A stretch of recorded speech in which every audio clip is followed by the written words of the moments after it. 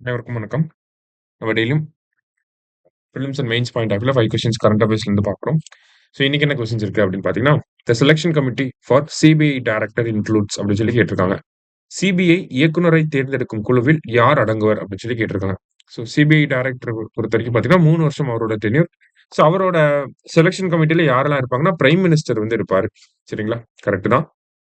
லோக்சபாவோட எதிர்க்கட்சி தலைவர் இருப்பாங்க. Leader of opposition in Lok Sabha. Correct தான். அடுத்தது இந்திய உச்சநீதிமன்றத்தோட தலைமை நீதிபதி சீஃப் ஜஸ்டிஸ் ஆஃப் இந்தியா அவர் சொல்லக்கூடிய ஒரு ஜட்ஜ் சுப்ரீம் கோர்ட் ஜட்ஜ் வந்து இருப்பாங்க. சரியா? ஸோ 3மே இங்க பொறுத்தவரைக்கும் கரெக்ட் தான். ஆல் ஆர் கரெக்ட் அப்படிங்கிறது கரெக்ட் ஆன்சர். அடுத்த சிபிஐ டைரக்டரை அப்பாயிண்ட் பண்றதுக்கான செலக்ஷன் கமிட்டியை சொல்லியிருக்காங்க. சரியா? ஸோ சீக்கிரமா இந்த கமிட்டி மீட் பண்ணி நமக்கு அப்பாயின்மெண்ட் போடுவாங்க. ஓகேவா? அதான் இங்க கொடுத்துருக்காங்க. நெக்ஸ்ட் பாத்தீங்க அப்படின்னா இந்தியாஸ் ஃபர்ஸ்ட் குவாண்டம் கம்ப்யூட்டிங் வேலி செக் பார்க் அப்படின்னு சொல்லி கேட்டிருக்காங்க. ஸோ இந்தியாவின் முதல் குவாண்டம் கம்ப்யூட்டிங் தொழில்நுட்ப பூங்கா எங்கு அமைய உள்ளது அப்படின்னு சொல்லி கேட்டிருக்காங்க. சரிங்களா? ஸோ எங்க வரப்போகுது அப்படின்னு பாத்தீங்கன்னா நமக்கு அமராவதி அப்படிங்கிற பகுதியில வரப்போகுது. ஓகேங்களா? ஆந்திர பிரதேசோட அமராவதி அப்படிங்கிற பகுதியில நமக்கு வரும். சரிங்களா? அடுத்தது which of the following committee was set up to examine sub categorisation of OBCs அப்படின்னு சொல்லி கேட்டிருக்காங்க.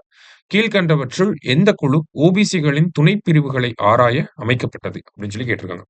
ஸோ நமக்கு சப் கேட்டகரைசேஷன் அப்படின்னா சப் கிளாசிபிகேஷன் இந்த ஒரு விஷயத்த பாத்தீங்கன்னா சமீபத்தில் உச்சநீதிமன்றம் இந்த தவீந்தர் சிங் அப்படிங்கிற வழக்குல சப் கிளாசிபிகேஷன் பண்ணலாம் அப்படிங்கிற சொல்லியிருந்தாங்க. சப் கிளாசிபிகேஷன் ஆஃப் எஸ்சி கம்யூனிட்டியை பண்ணலாம் அப்படின்னு சொல்லியிருந்தாங்க. அப்படின்னா என்ன அப்படின்னா 2009 தமிழ்நாடு அரசாங்கம் பண்ணியிருப்பாங்க. என்னன்னா எஸ்சி அப்படிங்கிற கேட்டகரி 18% கொடுத்துருக்கோம் நம்ம இல்லையா? அதுல எஸ்சிஏ அப்படிங்கிற கேட்டகரி ஓகேங்களா, அருந்ததியர்களுக்கு வந்துட்டு உள்ஒதுக்கீடா ஒரு 3% கொடுத்துருக்கோம். ஓகேங்களா? இதை தான் வந்து நம்ம சப் கிளாசிபிகேஷன் அப்படின்னு சொல்றோம். இதே மாதிரி ஓபிசி கம்யூனிட்டிலையும் அந்த கிளாசிபிகேஷனை பண்ணலாமா அப்படிங்கறத ஸ்டடி பண்றதுக்காக போடப்பட்ட கமிட்டி பேர் என்னன்னா ரோஹிணி கமிஷன் அப்படின்னு சொல்லுவாங்க. சரியா? ஸோ ரோஹிணி கமிஷன் அப்படிங்கிறது சரியான விடை. அடுத்தது Vienna convention on law of treaties was signed in which year? ஒப்பந்த சட்டங்களுக்கான வியன்னா மாநாடு எந்த ஆண்டில் கையெழுத்தானது அப்படிங்கறது கேட்டிருக்காங்க. 1969 அப்படிங்கறதா சரியான விடை. ஞாபகம் வச்சு. சரியா? லாஸ்டா who among the following will represent India at IMF executive board அப்படின்னு சொல்லி கேட்டிருக்காங்க. பின்வருவனவற்றில் யார் ஐஎம்எஃப் நிர்வாக குழுவில் இந்தியாவை பிரதிநிதித்துவப்படுத்துவார்கள் அடுத்து கேட்டிருக்காங்க. சரியா?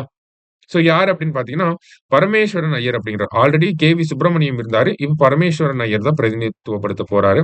இந்திராமணி பாண்டே அவர்களை பொறுத்த வரைக்கும் பாத்தீங்கன்னா இந்தியாவோட பிம்ஸ்டெக் அப்படிங்கிற அமைப்போட ஜெனரல் செக்ரட்டரியா இருக்காரு. ஓகேங்களா? சோ பிம்ஸ்டெக் அப்படிங்கிற அமைப்புல முதல் முறையா ஒரு இந்தியரை ஜெனரல் செக்ரட்டரியா அப்பாயிண்ட் பண்ணது போன வருஷம் தான் நடந்துச்சு. அது யார் அப்படின்னு பாத்தீங்கன்னா இந்திராமணி பாண்டே அவர். சரிங்களா? இந்த கேள்விக்கு ஆப்ஷன் சி பரமேஸ்வரன் ஐயர். இன்னைக்கு 5 கொஸ்டின்ஸ் பார்த்திருக்கோம். தேங்க்யூ. சுரேஷ் IAS அகாடமி வெற்றியின் முகவரி.